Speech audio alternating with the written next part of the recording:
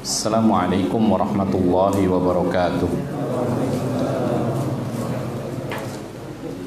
Innal hamdalillah nahmaduhu wa nasta'inuhu wa nastaghfiruh wa na'udzu billahi min syururi anfusina wa min sayyiati a'malina.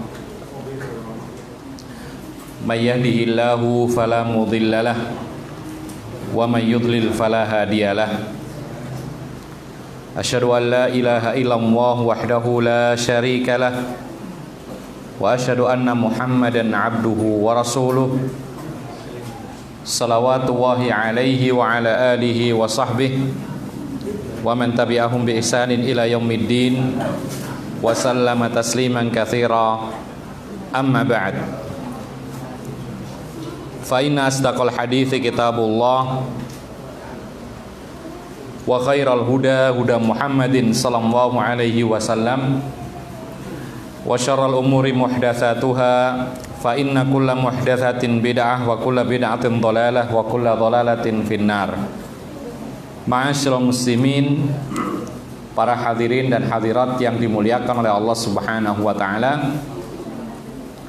Alhamdulillah, pada malam hari ini kita bertemu kembali. InsyaAllah untuk malam ini khusus kita akan menyampaikan kajian tematik yang insyaAllah temanya adalah dampak buruk pilih kasih terhadap anak. Ma'asyiral muslimin rahimakumullah. Awal perkataan yang patut kita sampaikan adalah firman Allah Subhanahu wa taala surat An-Nahl ayat 90. Allah Subhanahu wa taala berfirman, "Innallaha ya'muru bil 'adli wal ihsan wa ita'i dzil qurba wa yanha 'anil fakhsya'i wal munkari wal baghi ya'idzukum la'allakum tadhakkarun." Sering mendengar ayat ini? Sering ya? Kapan? Sering dibaca khatib Jum'ah. Ada sebuah catatan yang disebutkan oleh para ulama, bagus ayat ini dibaca, cuman mengkhususkan 1-2 ayat tertentu dalam khutbah Jumat itu bukan termasuk petunjuk Nabi SAW. Maka boleh dibaca sekali-sekali, dan insya Allah kita tidak hanya membaca, mudah-mudahan kita bisa memahaminya, mempelajarinya. Allah mengatakan sungguhnya Allah memerintahkan untuk berlaku adil, berbuat baik, memberi para kerabat, mencegah perbuatan keji dan mungkar serta kezaliman. Allah memberi nasihat kepada kalian supaya kalian mengingatnya. Jadi intinya adalah supaya kita ini ingat tentang hal-hal yang disebutkan tadi. Yang pertama kali disebutkan adalah apa tadi?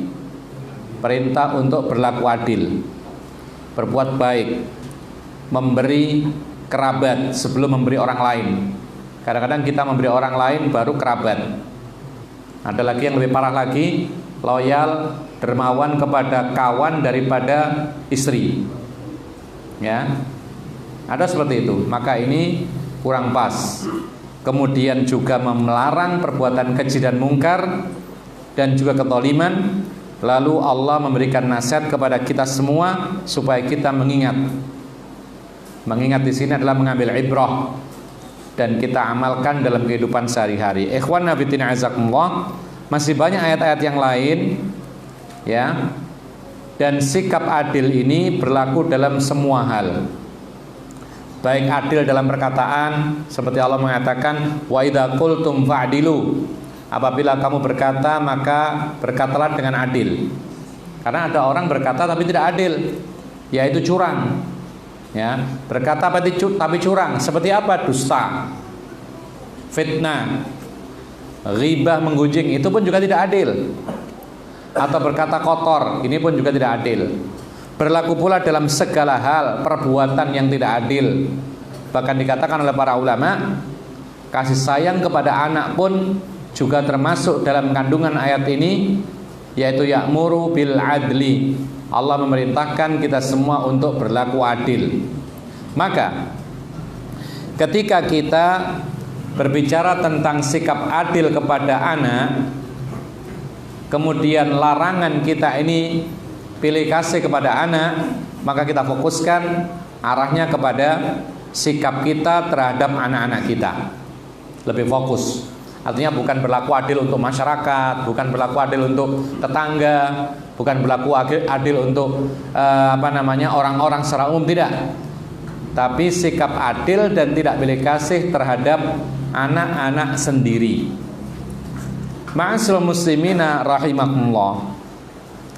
Yang sangat dikhawatirkan oleh para ulama tentang sikap tidak adil pilih kasih orang tua terhadap anaknya adalah akan menghapus semua kebaikan yang selama ini dikerjakan. Jadi orang tua berpuluh-puluh tahun berbuat baik, sholat, zakat, puasa, haji, sedekah. Di akhir hayatnya dia berwasiat, isinya adalah pemberian-pemberian yang tidak adil kepada anaknya. Kata Nabi sallallahu alaihi wasallam, "Innar rajula la ya'malu bi'amali ahlil khairi sab'ina sanatan fa idza awsa wasiyatan khafa fi wasiyatihi fayukhtamu lahu bi syarri amalihi fayadkhulun nar." Hati-hati. Dalam riwayat Abu Dawud, Rasulullah mengatakan sesungguhnya ada orang, kita kan orang juga masuk dalam hadis ini. Ada orang, kata Nabi sallallahu alaihi wasallam, dia beramal seperti amal para pelaku kebaikan. Berarti sama, ya sholat, zakat, puasa, berkata baik, jujur, semuanya dilakukan selama 70 tahun lamanya. Karena biasanya orang itu rata-rata umur manusia antara 60 sampai 70 tahun, ya kan? Antara itu rata-rata, bukan harus. Nanti kalau ada orang mengatakan loh 70 tahun itu Perdana Menteri Malaysia berapa itu? 94 tahun. Iya kan? Kok ada itu? Dikatakan di sini para ulama rata-rata umur umat akhir zaman itu antara 60 sampai 70 tahun. Ada yang kurang, ada yang lebih, tapi bukan rata-rata. Ini maksudnya. Ya. Nah, kata Rasulullah, dia ini seseorang yang beramal, amalnya ahlil khair, pelaku kebajikan selama 70 tahun. Tapi di akhir hayatnya dia berwasiat sebuah wasiat yang tidak adil di dalamnya, yaitu kepada anak. Tidak adil, curang, berat sebelah, pemberian kepada salah satu anak, yang lain tidak. Maka dia mati dalam keadaan buruk, lalu kemudian dia masuk ke dalam neraka. Padahal 70 tahun dia baik, tapi gara-gara wasiatnya tidak adil kepada anaknya, dia dimasukkan oleh Allah ke dalam neraka. Amal-amal yang sekian banyak gugur. Ma'asyiral muslimin rahimakumullah. Kita adalah orang tua. Maksudnya orang tua itu adalah mempunyai anak, mempunyai istri. Yang perempuan berarti punya anak, punya suami. Ini namanya orang tua.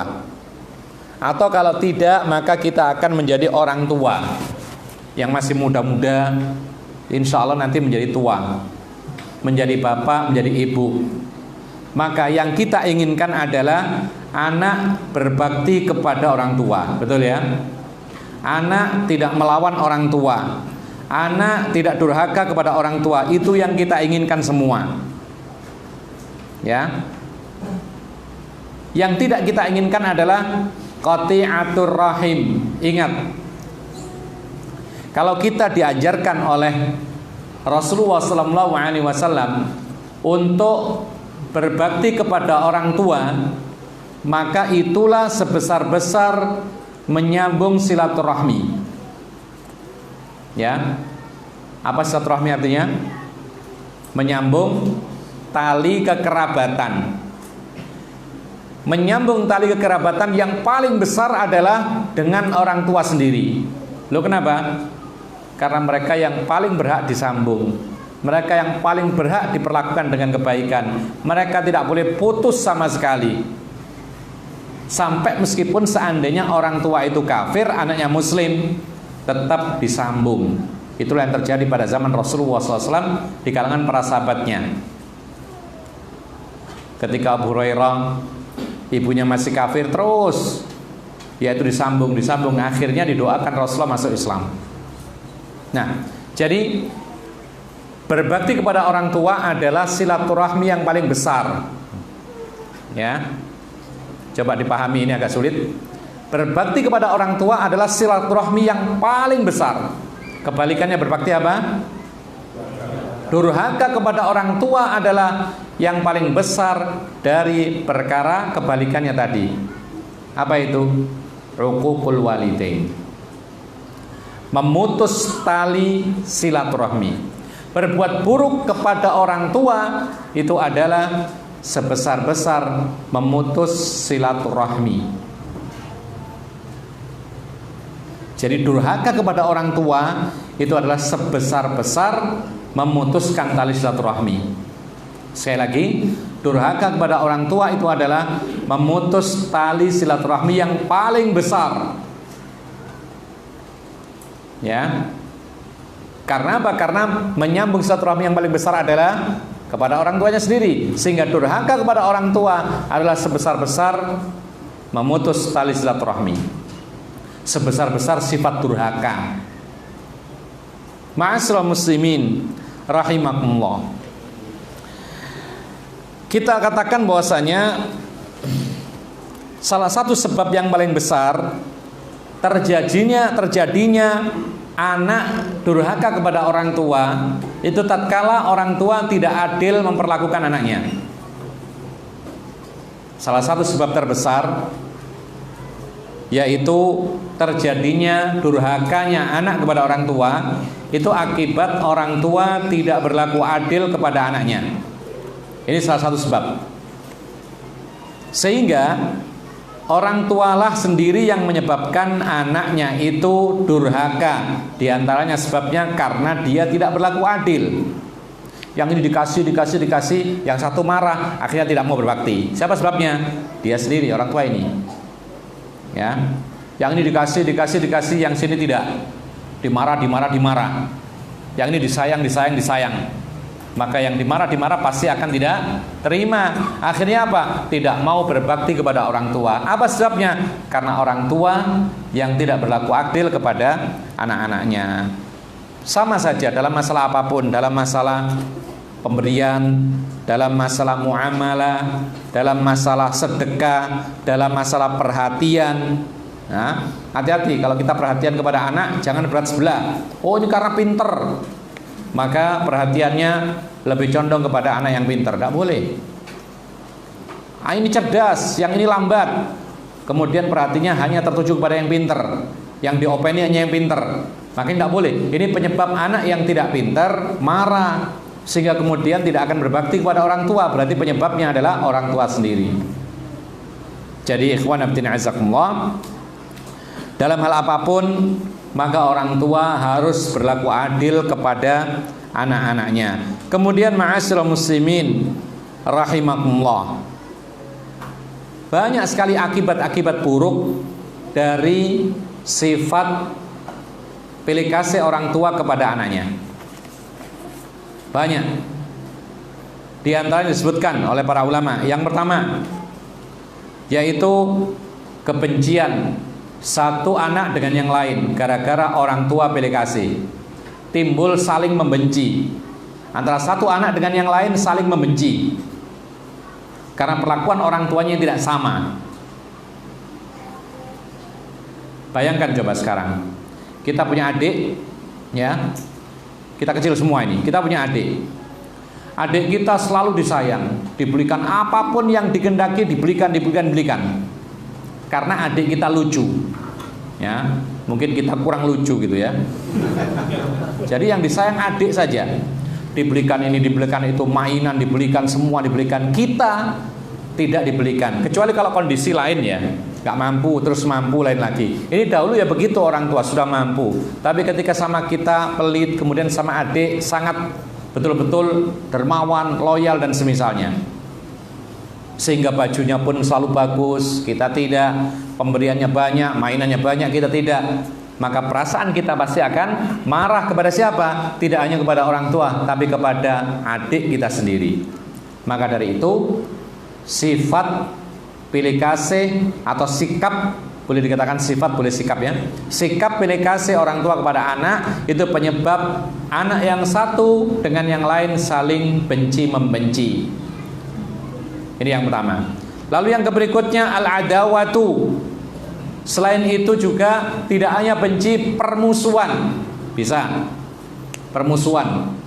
Jadi permusuhan ini adalah lebih tinggi daripada sekedar benci. Kalau benci itu disimpan dalam hati, tidak ditampakkan. Tapi kalau sudah permusuhan, ditampakkan, ya, berusaha mengalahkan dan semisalnya. Kemudian ikhwan fillah azakumullah, bahkan kadang-kadang kalau sudah begitu anak tidak betah di rumah, kemudian akhirnya menyimpang menjadi anak jalanan, kemudian tidak terurus. Kalau sudah ketemu dengan kawan-kawan yang buruk, jatuh ke narkoba, pergaulan bebas, ya, anak-anak yang tidak karuan itu, yang tidur-tidur di jalan, padahal dia punya rumah, sampai ngamen di jalan, macam-macam. Kemudian juga tidak pulang ke rumah, padahal punya rumah, ya, berkelana ke sana kemari tanpa tujuan. Ini diantara sebabnya, bukan semuanya ya. Diantara sebabnya adalah karena di rumah perlakuannya berbeda-beda, sehingga dia tidak betah di rumah, lalu mencari kesenangan di luar. Ketemulah kawan-kawan yang sama-sama nasibnya sama, akhirnya saling cocok, sehingga akhirnya saling melengkapi kekurangan. Jadi ikhwan fillah azakumullah, jadi penyebab anak itu menjadi anak yang tidak terurus, anak jalanan ini banyak. Di antaranya memang kemarin kita sebutkan perceraian. Ya, orang tua bercerai kalau punya anak, anak bisa jadi tidak terurus, akhirnya tidak betah di rumah, bisa. Tapi sebab yang lain adalah ketika orang tua memperlakukan tidak sama antara satu anak dengan yang lainnya. Bahkan ujung-ujungnya nanti akan terjadilah yang namanya saling mencelakakan. Bisa saling mencelakakan. Atau paling tidak suudzon kepada orang tua, meskipun maksud daripada orang tua memperlakukan ini beda baik, tetapi akibatnya apa? Akibatnya anak yang satu suudzon kepada orang tuanya.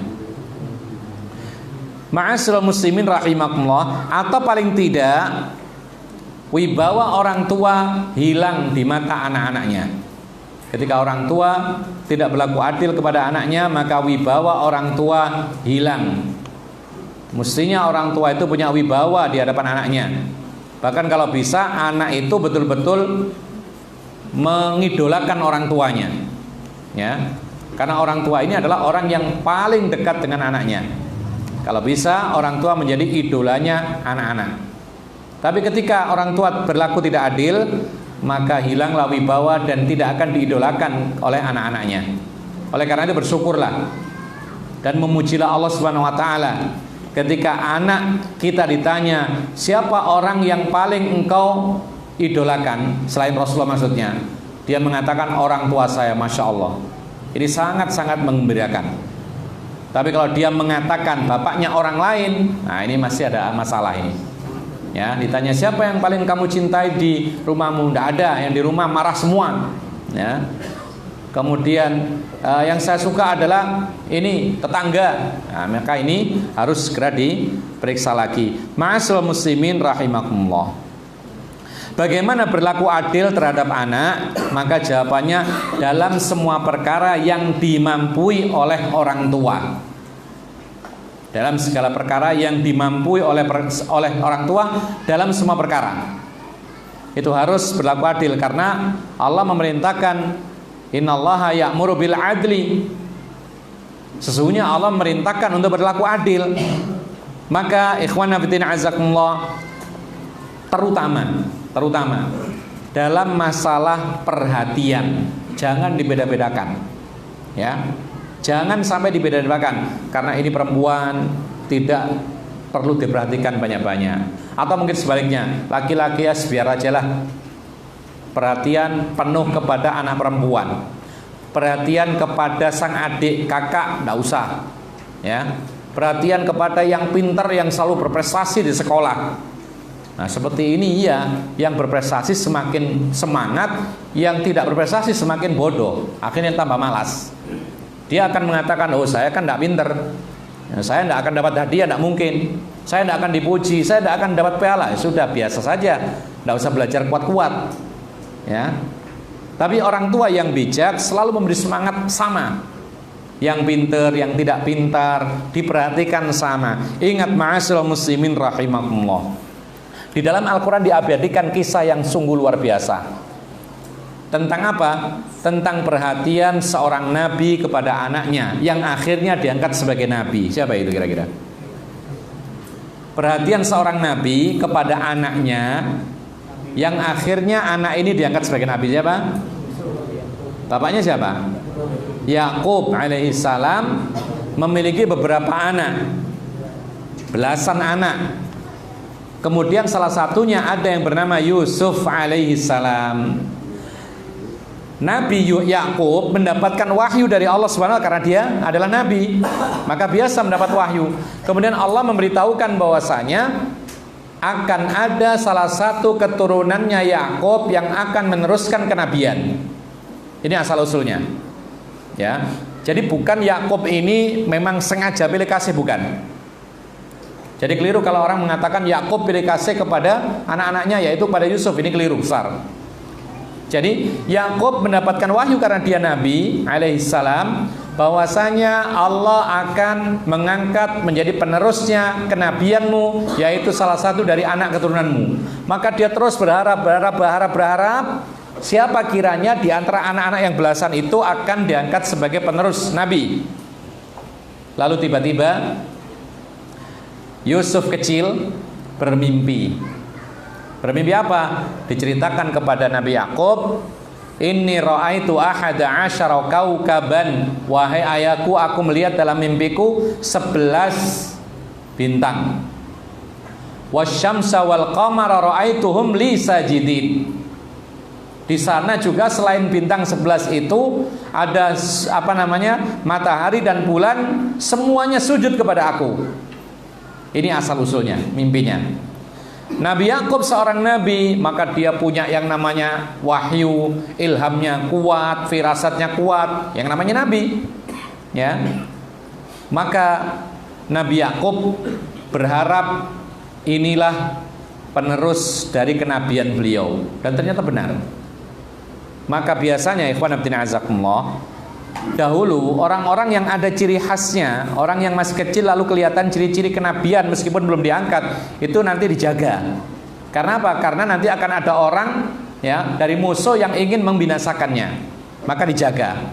Maka disitulah mulai Nabi Yakub perhatian kepada Yusuf, dijaga sehingga terbaca oleh saudara-saudaranya yang jumlahnya 11. Ya, 11 ini tadi bahwasanya Yakub ya berbuat tidak adil.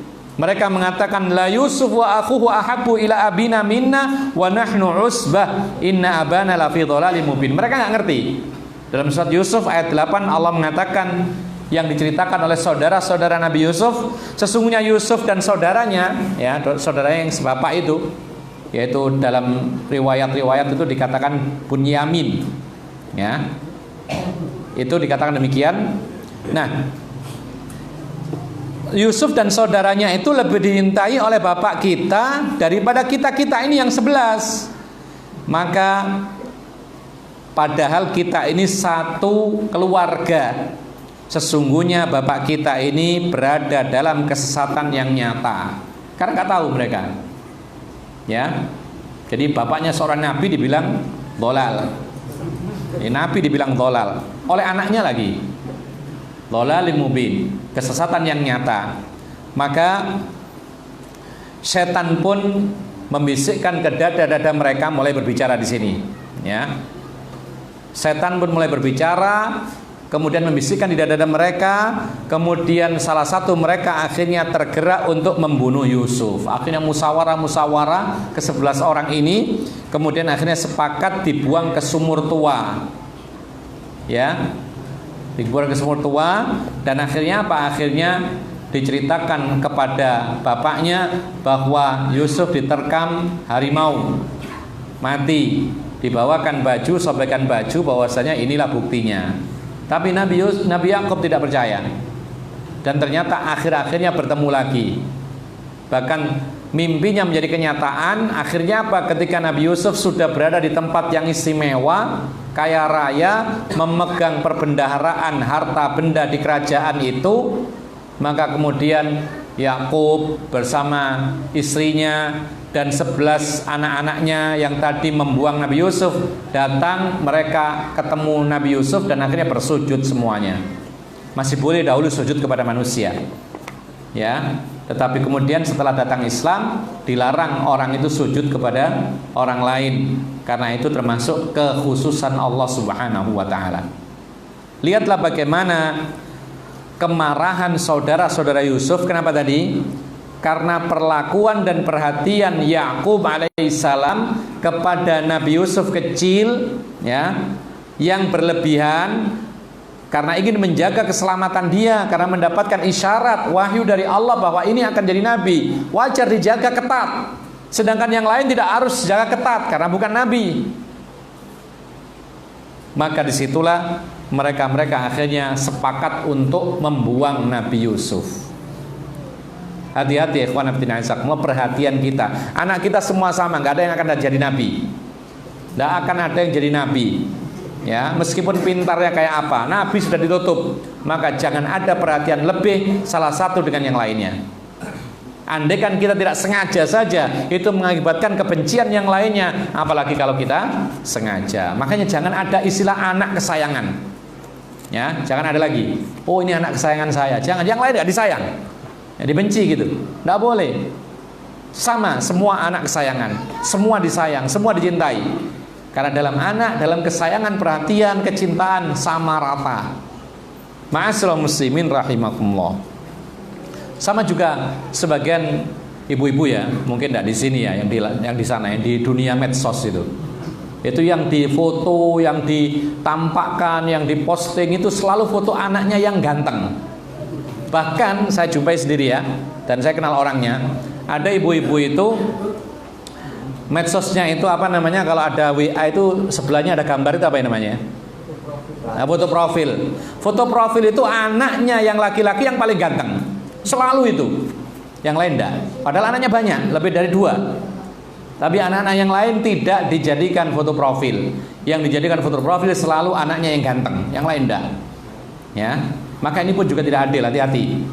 Atau memposting keberhasilan anak. Sehingga apa? Sehingga yang lain, anaknya yang lain yang tidak berprestasi karena memang kelemahan, maka mereka hanya bisa mengelus dada, kenapa saya kok begini, menyesali nasibnya akhirnya.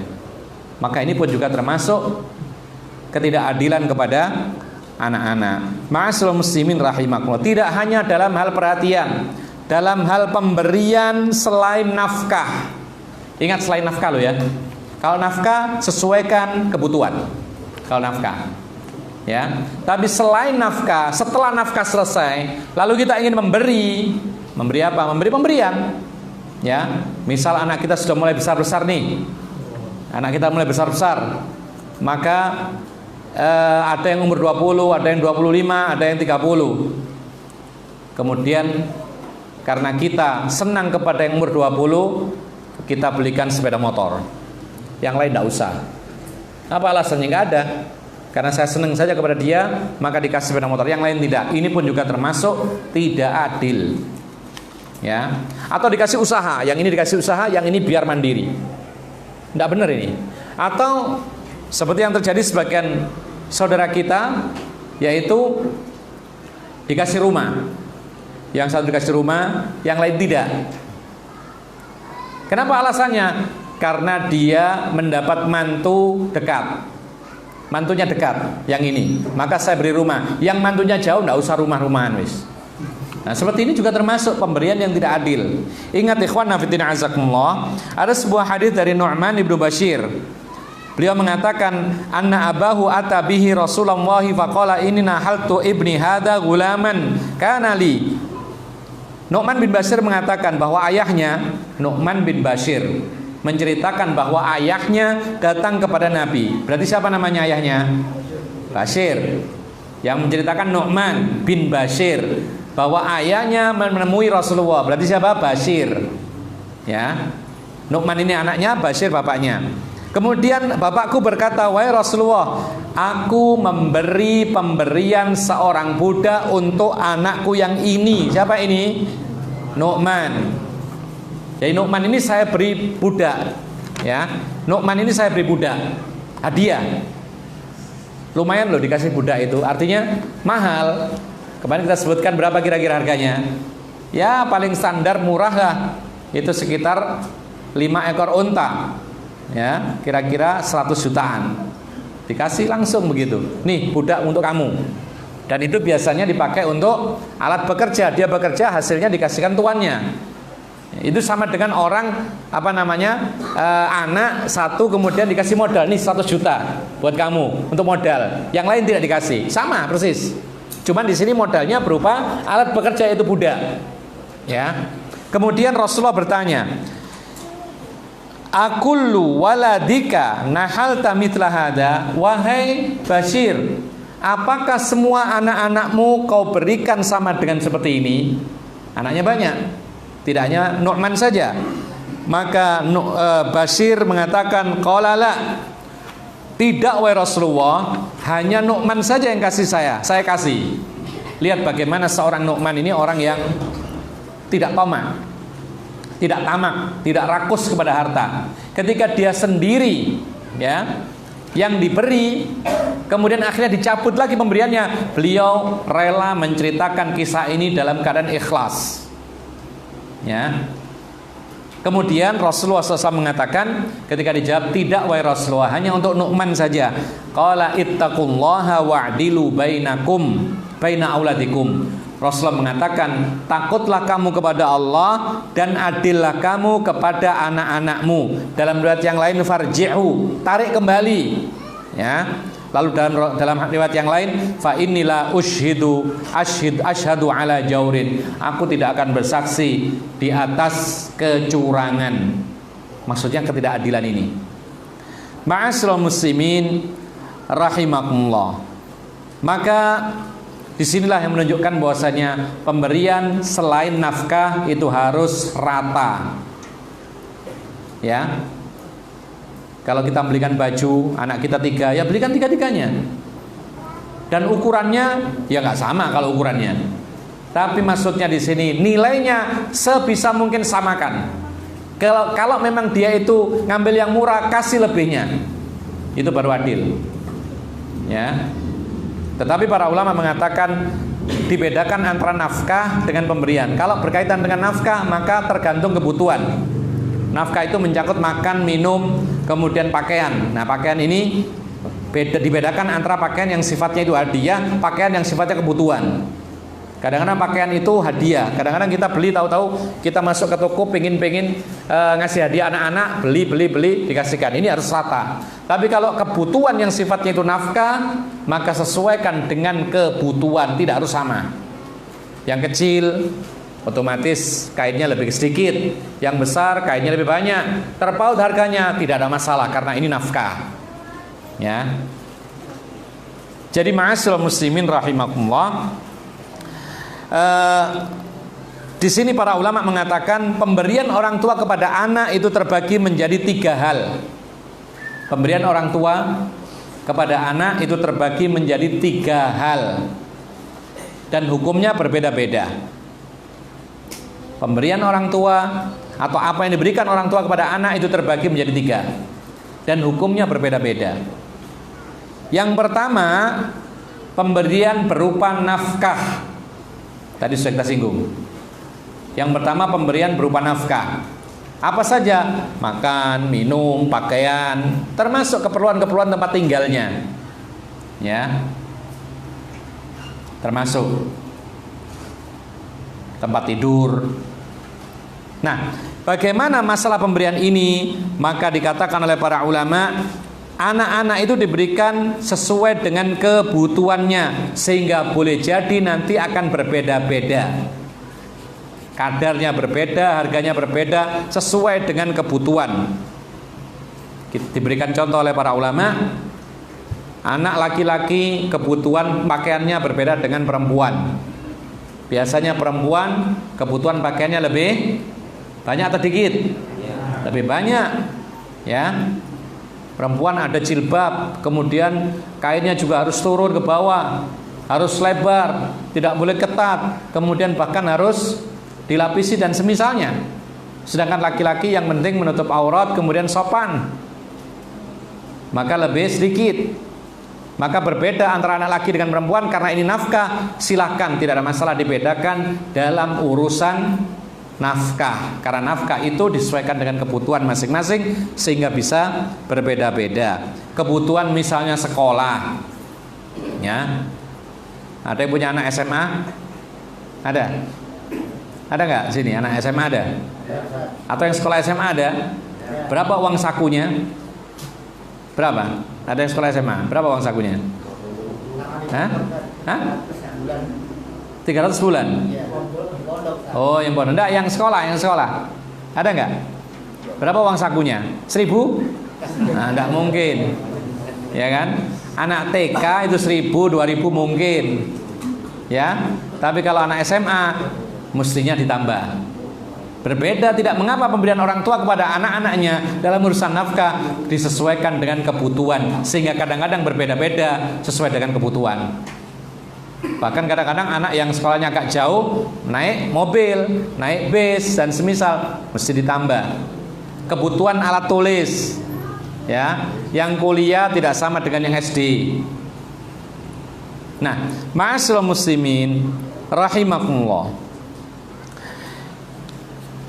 Demikian pula dikatakan oleh para ulama, anak yang berkebutuhan khusus dengan anak yang normal biasa, maka jelas kebutuhannya lebih banyak mana? Kebutuhan khusus. Ya. Maka ini namanya nafkah. Maka tidak mengapa dibedakan dan memang harus disesuaikan dengan kondisi dan kebutuhan. Nomor 2, tadi yang pertama pemberian orang tua berupa nafkah. Nomor 2, pemberian orang tua berupa pemberian, ya, atau hibah. Berupa pemberian atau hibah. Pemberian orang tua kepada anaknya berupa pemberian atau hibah. Termasuk di dalamnya adalah sedekah. Ya. Maka ini sudah lewat atau melampaui nafkah. Kalau nafkah wajib kan tadi, tapi kalau di sini ata, pemberian, hadiah, ini tidak wajib. Hukumnya tidak wajib. Nah, bagaimana ukuran memberinya? Maka harus sama rata untuk semua anaknya. Pemberian yang bersifat seperti hadiah, sedekah orang tua kepada anaknya, nomor 2 ini harus sama rata, karena itulah adil dalam pemberian. Dan dalilnya adalah kisahnya siapa tadi? Sahabat tadi, Nu'man Ibnu Bashir. Itu babnya adalah pemberian dan hibah. Harus sama semua anaknya. Ya. Bagaimana kalau nggak cukup uangnya? Cuman bisa untuk membelikan 1 sepeda motor untuk anaknya, sedangkan anaknya 5. Ini uang hanya cukup untuk 1 sepeda motor. Bagaimana? Hah? Gimana kalau antum punya uang cukup untuk beli 1 sepeda motor, anaknya 5? Hah? Ya tidak apa-apa beli sepeda motor, tapi miliknya bersama, ya kan? Atau nggak usah beli sepeda motor, beli sepeda ontel, ya 5 cukup, insya Allah, ya kan? Baik.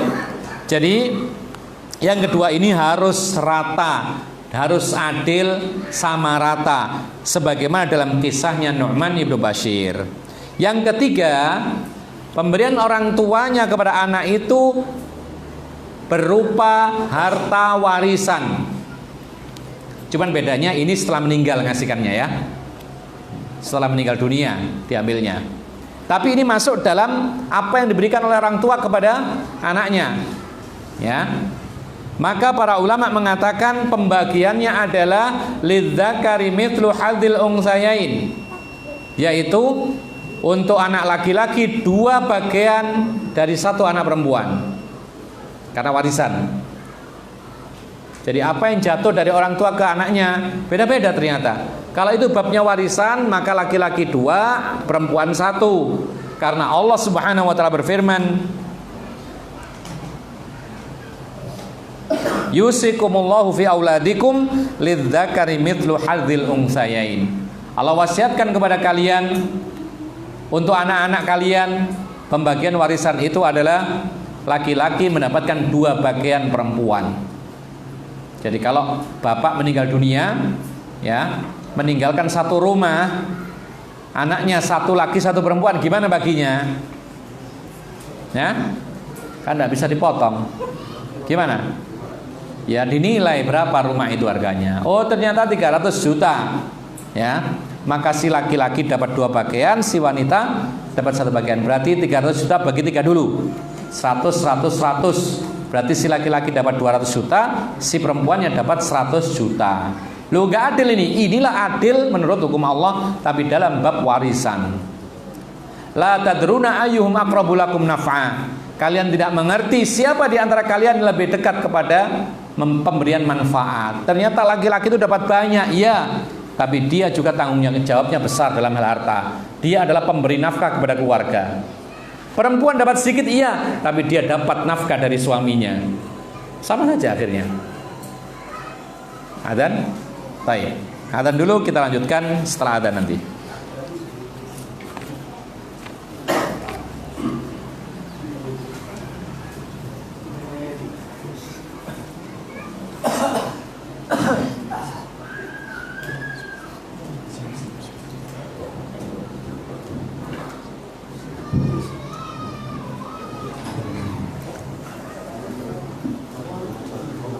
Allahu Akbar,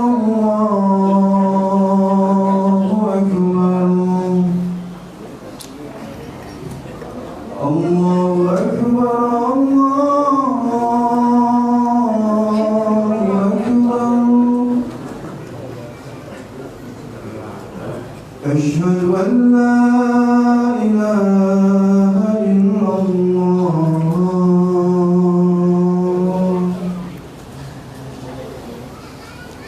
أشهد أن لا إله إلا الله.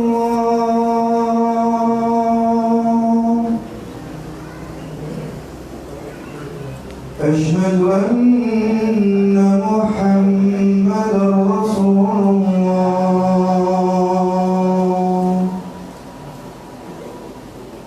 أشهد أن محمدا رسول الله.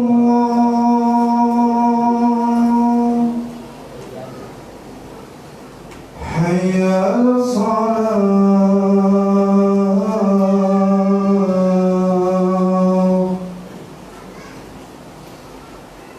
حي على الصلاة.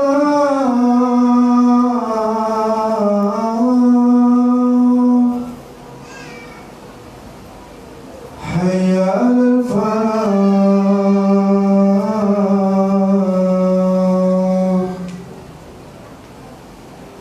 حي على الفلاح.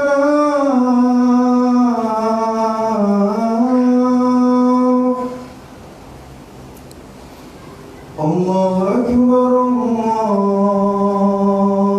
أكبر. لا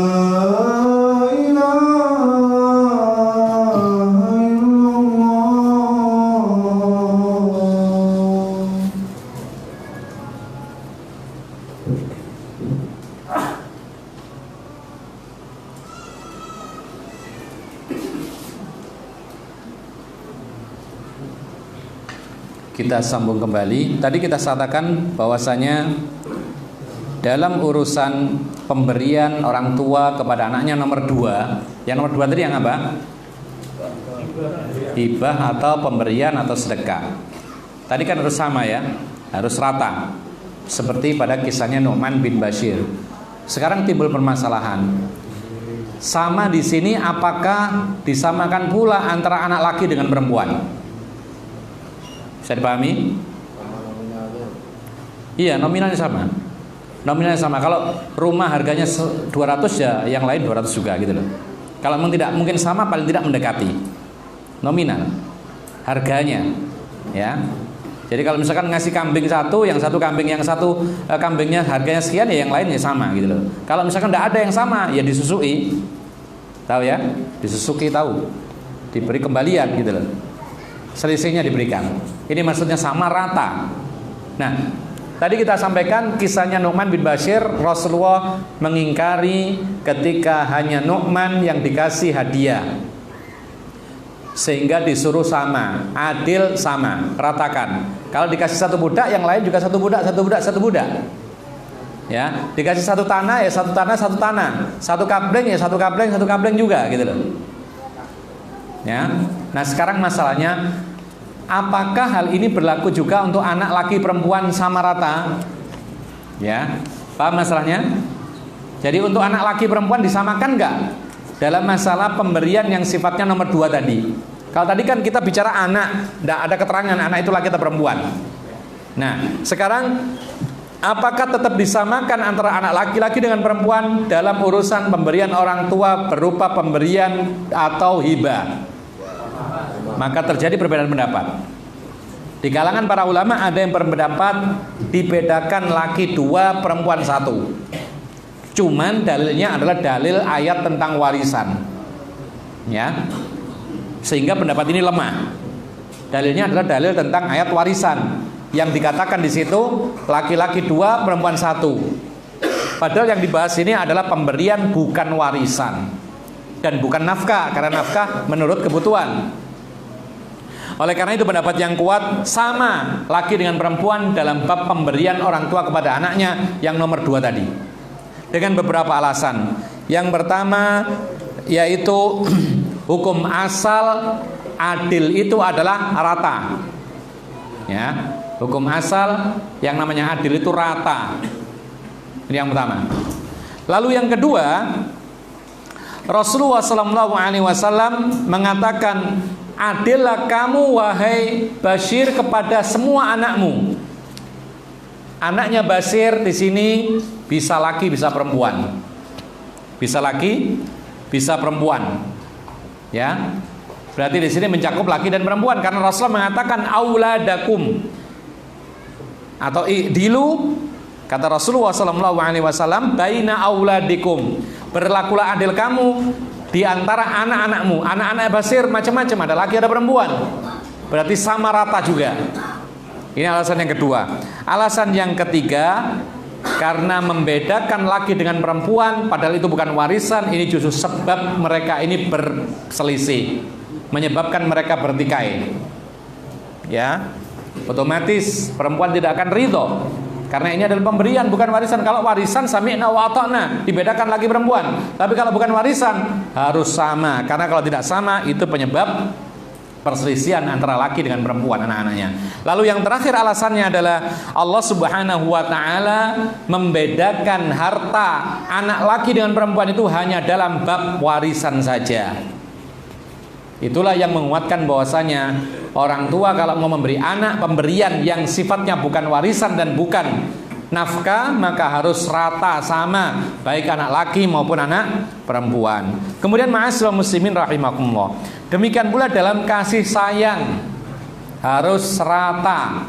Kalau tadi perhatian yang dikisahkan dalam kisahnya Nabi Yusuf, sekarang kasih sayang. Ya, kasih sayang itu gimana sih mengungkapkannya? Orang tua mengungkapkan kasih sayang kepada anaknya gimana caranya? Gimana? Antum bapak-bapak gimana kira-kira? Mungkin tidak pernah kasih sayang ya. Ya seperti kita usap kepalanya, kita cium, kita peluk, itu kan mengungkapkan rasa kasih sayang kepada anak.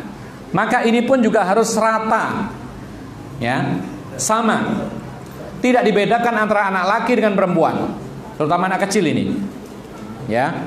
Nah, oleh karena itu ikhwan fillah azakumullah, terjadi peristiwa kecil pada zaman Nabi SAW, diceritakan oleh Anas bin Malik. Beliau mengatakan, kana ma'an Nabi sallallahu alaihi wasallam rajulun faja'a ibnun lahu faqabbalahu fa'ajlasahu ala fakhidhi. Kata Anas bin Malik, pada zaman Nabi sallallahu alaihi wasallam ada seseorang duduk di samping Nabi sallallahu alaihi wasallam. Jadi Nabi di sampingnya ada orang laki-laki duduk bersama Nabi. Lalu tiba-tiba datang anak laki-laki kecilnya kepada dia, kepada orang yang di samping Rasulullah. Lalu orang ini menciumnya dan mendudukkannya di pahanya. Dicium, didudukkan di pahanya. Sudah?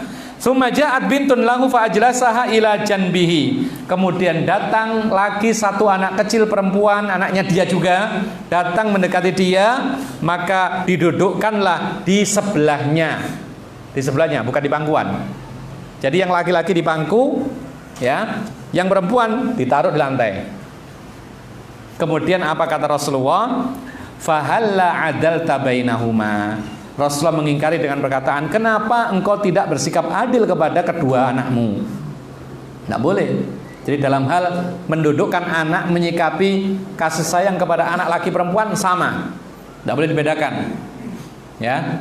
Kemudian ikhwan fillah azakumullah, bahkan di situ isyarat tentang masalah mendudukkannya pun atau mencium anak harus sama.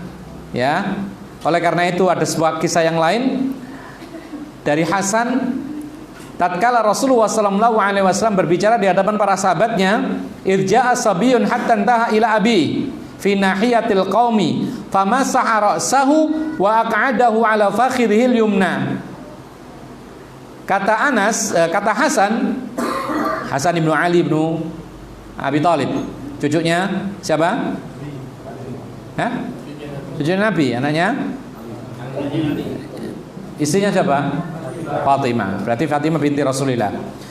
Hasan mengatakan tatkala Rasulullah sedang berbincang dengan para sahabatnya, tiba-tiba ada seorang anak kecil datang lalu mendekati ayahnya di suatu tempat atau di satu sisi di masjid itu.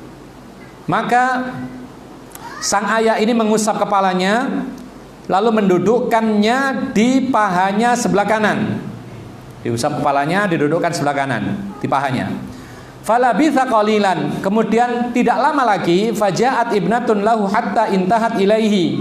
Lalu tiba-tiba datang tidak lama kemudian anak kecil perempuan, ya, kemudian mendekati ayahnya.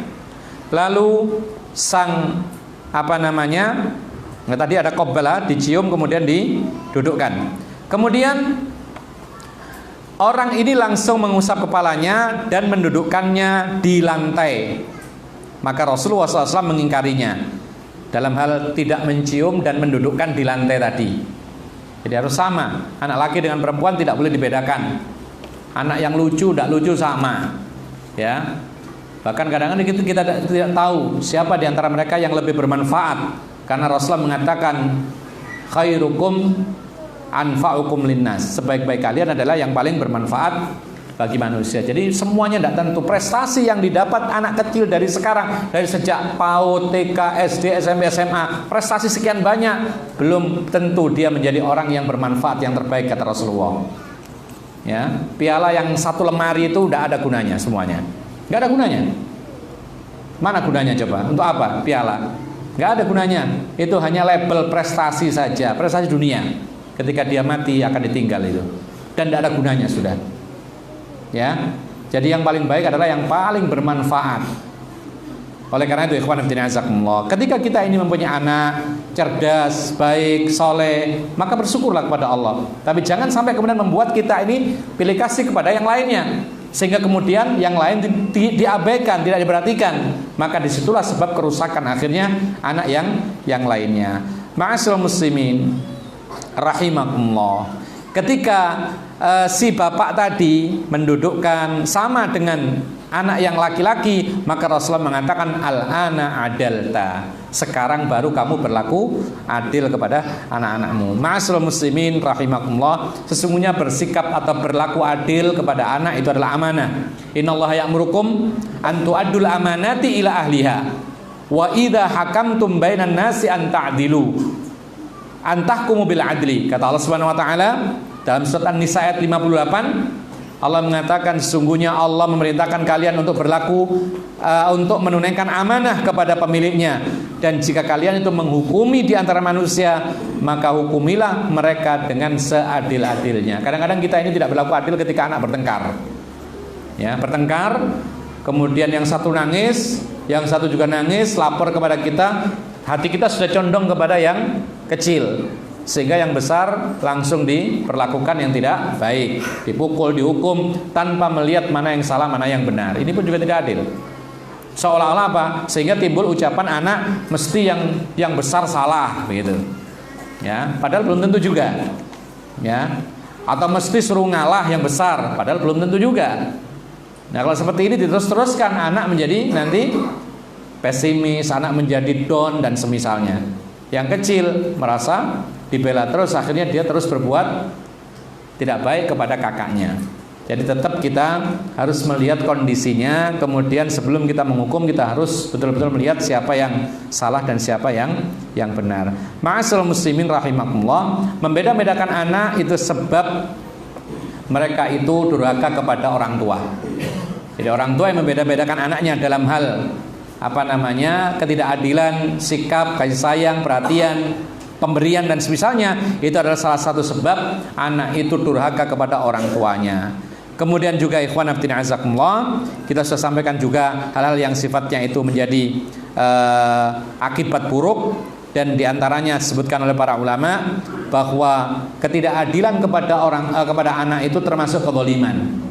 Ingat, kezaliman itu dilakukan oleh manusia di dunia itu akan terbawa hari kiamat. Kata Rasulullah, inna dzulma dzulumatun yaumal qiyamah. Kezaliman itu adalah merupakan kegelapan di hari kiamat kelak. Oleh karena itu ikhwan fillah azakumullah, mungkin ini yang bisa kita sampaikan, dan apabila ada yang perlu ditanyakan kami persilahkan sisa waktunya. Allahu a'lam bishawab.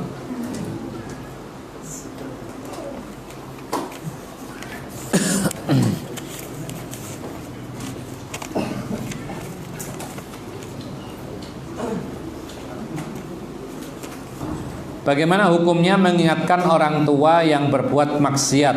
Apakah termasuk durhaka? Tidak. Tetapi mengingatkan orang tua yang berbuat dosa itu dengan cara yang paling super lembut. Harus. Ingat, orang tua kita lebih tua dari kita. Maka pasti dalam hati orang tua itu ada perasaan saya lebih tahu dan saya lebih pengalaman. Ya, itu sifat orang tua begitu, pasti. Meskipun sedikit ada perasaan saya lebih tahu, lebih pengalaman daripada engkau, ya, yang masih muda. Sehingga menyampaikannya harus betul-betul dengan cara yang paling baik. Ya, tidak boleh membentak, apalagi membentak. Ya, jangan sampai seperti menggurui. Ya, Pak sini Pak, rokok haram. Tidak boleh. Ya, tidak begitu caranya. Jadi dilihat waktu yang tepat, momen yang tepat, kemudian ketika orang tua sedang tenang, ketika sedang bisa menerima nasihat dan seterusnya. Sekarang banyak sarana ya. Misalnya kadang-kadang kalau bapak itu kadang-kadang lihat HP-nya sang anak, tidak apa-apa, disiapkan. Kira-kira awal dibuka sudah muncul muhadharah yang isinya mengingatkan dia. Tidak masalah. Jadi kita taruh di meja gitu. Misalkan bapak kita merokok ya, kita cari di HP kita. Nggak usah dikunci HP kita. Jadi HP kita dicarikan kajian, biasanya ada potongan-potongan kajian tentang rokok misalnya. Langsung dibuka, kemudian ditaruh di meja. Kemudian orang tua datang, dibuka, langsung melihat ada rokok, nasihat, dibuka. Akhirnya tersentuh. Bisa jadi demikian. Ya. Jadi masih banyak cara. Atau kasih buku kecil yang sifatnya dia bisa dibaca singkat. Kalau dia memang senang membaca. Atau sekarang ada TV-TV dakwah, kita berikan sarana itu, kita berikan televisi dakwah dan semisalnya, sehingga diputar isinya adalah kajian dan nasihat, maka ini benar-benar suatu kebaikan. Jadi bukan termasuk dosa dan bukan termasuk durhaka apabila anak mengingatkan orang tuanya dengan kemaksiatannya. Seperti bagaimana Ibrahim alaihissalam mengingatkan bapaknya pembuat patung yang akhirnya diusir. Apakah Nabi Ibrahim disebut durhaka? Tidak. Ya, kemudian Abu Hurairah mengingatkan ibunya mendakwai terus sampai dia itu mencaci maki Rasulullah, tapi pun tidak dianggap sebagai orang durhaka. Allahu a'lam. Apakah boleh mendoakan orang tua yang beragama Nasrani yang sudah meninggal dunia? Doa apa? Kalau sudah meninggal dunia, doa apa coba? Kira-kira doa apa yang bisa diarahkan untuk orang tua? Ya. Sudah meninggal dunia, hidayah dari mana?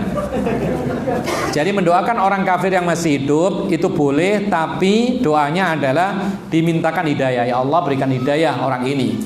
Karena dia masih hidup, bisa berubah. Tapi kalau sudah meninggal dunia maka tidak boleh mendoakan dia masuk surga atau diampuni dosanya, karena orang kafir itu tidak masuk surga dan tidak diampuni dosanya. Bagaimana ziaratul kubur orang tua yang mati dalam keadaan kafir? Boleh nggak? Jawabannya boleh. Boleh. Karena ziaratul kubur itu tidak hanya mendoakan tujuannya, tapi apa? Mengingat kematian. Ya, mengingat kematian.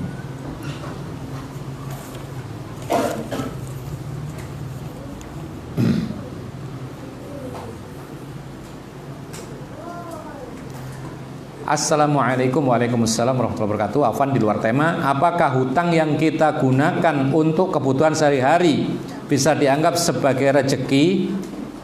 Rezeki semua yang diberikan atau yang kita manfaatkan, yang kita makan minum itu semua rezeki, ya.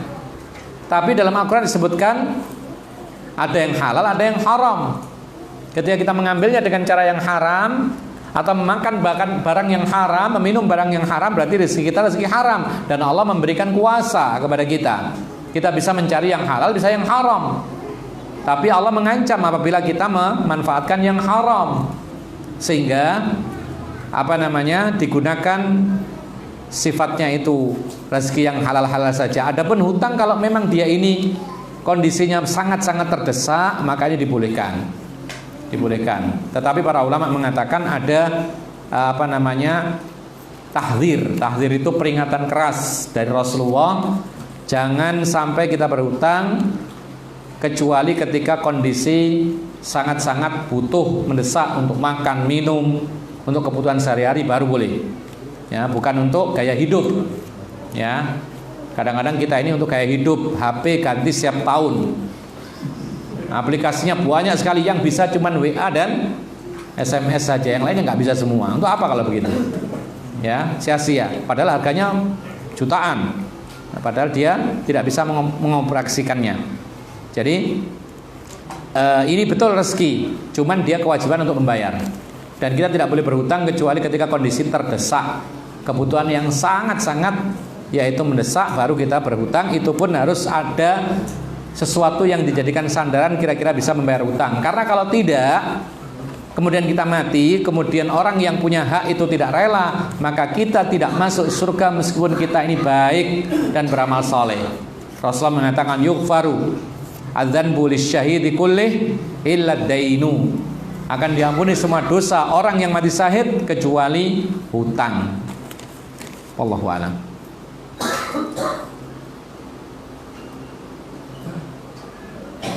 Di satu sisi kita tertolong, iya, dengan hutang, tapi di sisi yang lain terhinakan oleh hutang. Kalau kita membayar tepat, insya Allah nggak terhina. Rasulullah pun juga berhutang, bahkan Rasulullah mati dalam keadaan punya hutang, tapi dia gadekan baju perangnya untuk membayar hutangnya, sehingga lunas akhirnya. Jadi tidak tercela kalau memang ada kebutuhan. Berhutang itu kalau memang ada kebutuhan. Tapi jangan berhutang dikit-dikit hutang. Apalagi kemudahan hutang sekarang perluas, ya, setiap toko menawarkan silakan hutang sehari 1.000. Itu ada itu. Panci model terbaru, ya. Panci susun 15.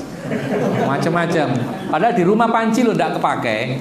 Ya, disusun betul-betul di lemari begitu buat hiasan. Maka ini tidak patut seperti ini. Karena apa? Karena hutang itu menghinakan kalau memang dia mati dalam keadaan punya hutang, padahal hutang itu bukan kebutuhan yang sangat mendesak.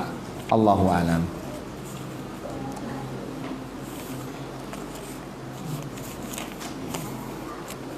Iya, ada yang lain? Ya, silakan.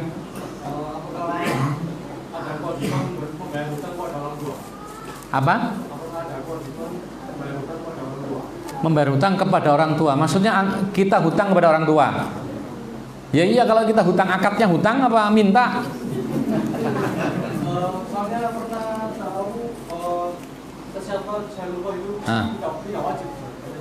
Denda akadnya tadi apa? Kalau hutang ya harus membayar. Kalau hutang harus dibayar. Cuman sekarang barangkali saja bahasanya hutang padahal itu adalah nafkah, ya lain lagi. Kalau nafkah ya tidak usah kembali, ya.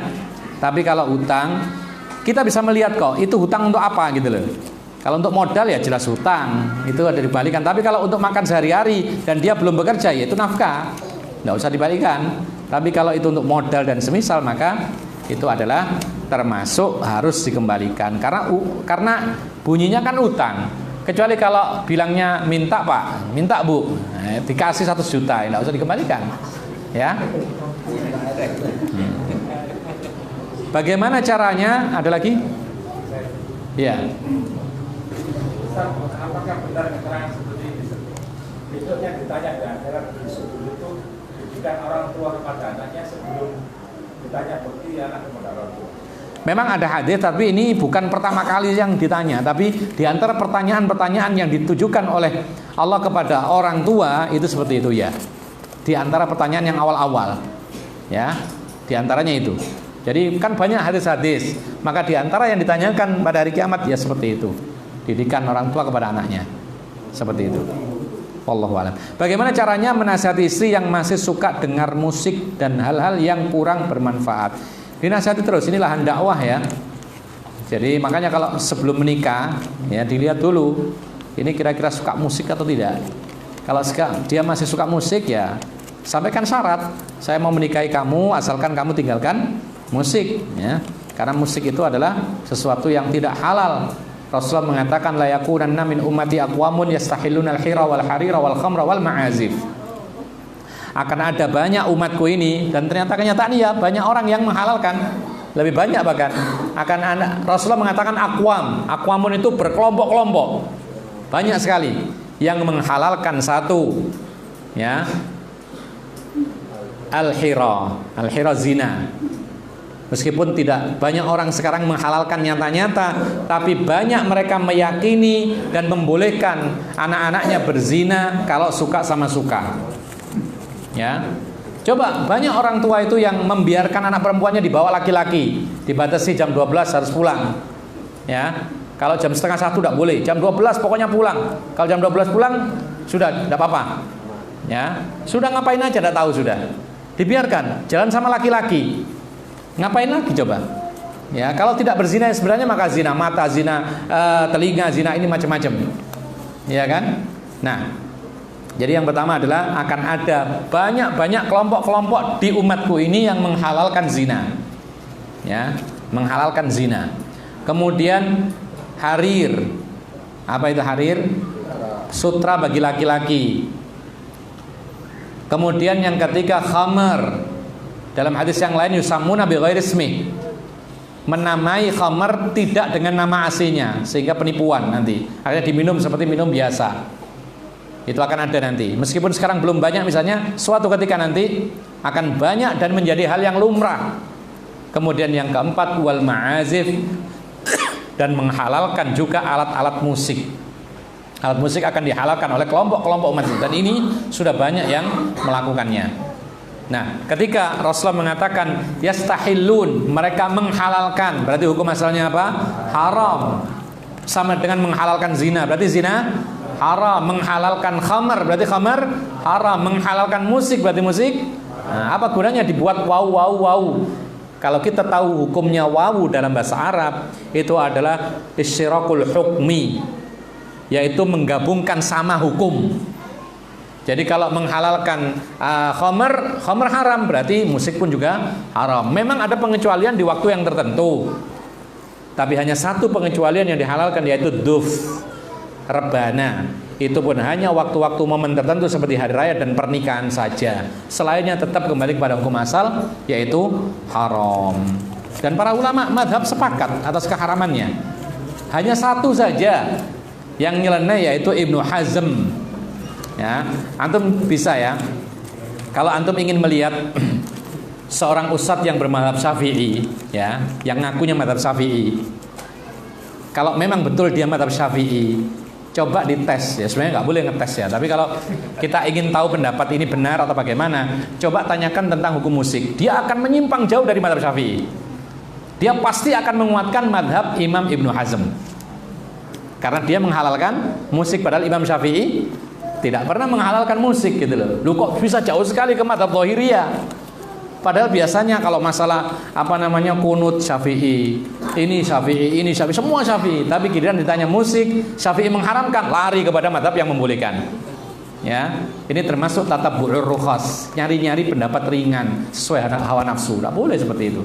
Mestinya dia jelaskan, Imam Syafi'i mengatakan demikian, dalilnya begini-begini, yang lain demikian, tapi ini lemah. Ditimbang mana yang lebih dekat kepada kebenaran, baru itu ditarjih, dikuatkan. Ini tidak langsung diabaikan mazhab Syafi'i, bahkan disembunyikan. Makanya tidak terkenal pendapat Syafi'i tentang musik, kan gitu. Ya, kita sekarang berupaya untuk mengenalkan Imam Syafi'i termasuk yang mengharamkan musik. Ya. Jadi anehnya mereka-mereka ini dalam masalah ini tidak pernah menukil mazhab Syafi'i, tapi jauh sekali melangkah kepada, bukan melangkah lagi, lompat ke mazhab Zahiri, yaitu Ibnu Hazm Al-Andalusi. Jadi nasihatnya adalah terus nasihati istri supaya tetap, yaitu apa? Istiqomah, tidak membuang-buang waktu. Banyak yang harus dikerjakan, kebaikan-kebaikan. Membaca Al-Quran setiap hari nggak kira-kira? Kalau belum berarti ada kekurangan. Baca Quran, belajar Al-Quran sudah nggak? Bisa nggak baca Quran? Bisa nggak baca dengan tajwid yang benar? Bisa nggak misalnya tentang ilmu-ilmu sholat, toharoh dan lain sebagainya? Masih banyak yang belum dipelajari. Ya, waktunya kok dibuang-buang untuk hal-hal yang tidak bermanfaat. Jadi terus saja nasihati bila perlu, dan memang harus ya. Kalau antum mengaji ini sebagai laki-laki, kalau tidak ingin kerja 2 kali, ajak istrinya mengaji juga. Jadi ringan beban antum. Jadi sampai rumah tidak perlu menasihati istri lagi, karena sudah mendengarkan. Bila perlu diskusi yang disampaikan tadi apa, ya kira-kira bagaimana, dilihat apakah dia paham atau tidak. Tapi kalau tidak pernah diajak, ya kita punya kewajiban untuk menyampaikan dari awal sampai akhir. Kan kita tahu. Allahu a'lam. Ya silakan. Ya. Warisan Ustaz. Iya. Bahwa kalau dalam agama 1:2, 2 laki-laki dan perempuan 1. Bagaimana kalau dalam keluarga itu sepakat untuk rata kan? Apakah sah nggak? Ya, tidak boleh jawabannya. Jadi kalau seandainya warisan itu keluarga sepakat, ayo kita bagi rata saja. Berarti kesepakatan ini untuk menyelisihi hukum Allah Subhanahu wa taala. Tidak boleh langsung dibagi rata begitu, tidak boleh. Lalu apa gunanya Al-Quran? Apa gunanya yusikumullahu fi auladikum lidzakari mithlu hadzal unsayain? Apa gunanya ayat ini? Apa gunanya Allah Subhanahu wa taala mengatakan la tadruna ayyuhum aqrabu lakum nafa? Kalian tidak mengetahui siapa yang lebih bermanfaat dengan pembagian yang 2:1 ini. Kita tidak tahu. Jadi yang boleh itu kita bagi sesuai dengan hukum Allah 2:1. Lalu setelah itu kita merasa ingin bantu yang perempuan, silakan. Ya.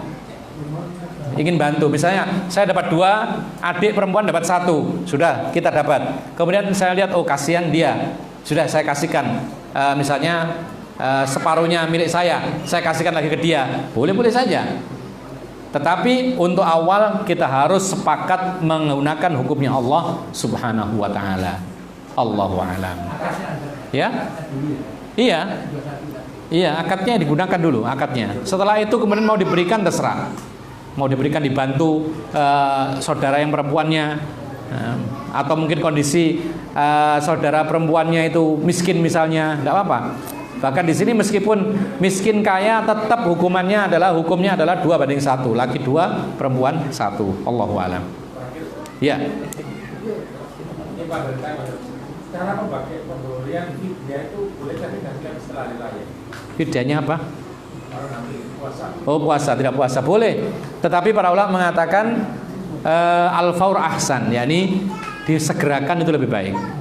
Nggak ada batasan waktu, yang penting bayar, yang penting sampai. Misalnya belum ketemu orang yang miskin, maka ditunda sampai hari raya selesai, tidak masalah. Tapi sebaik-baiknya yang paling baik adalah ketika disegerakan itu lebih baik. Karena kalau disegerakan itu lebih cepat lepas tanggungan. Kalau ditunda bisa lupa, ya, bisa kemudian mau bayar nggak ada bahan dan semisal, maka ini adalah mengandung beberapa kemungkinan yang akhirnya tidak terbayarkan padahal itu adalah wajib. Kalau dia mati belum bayar, maka dia berhutang kepada Allah Subhanahu wa taala, harus ditunaikan. Ya. Allahu a'lam. Kita cukupkan sampai di sini. Wallahu a'lam. Wa akhiru da'wana alhamdulillahirabbil alamin. Wa sallallahu ala nabiyina Muhammadin wa ala alihi wa sahbihi ajma'in. Subhanakallahumma bihamdika asyhadu an la ilaha illa anta astaghfiruka wa atubu ilaik. Assalamualaikum warahmatullahi wabarakatuh.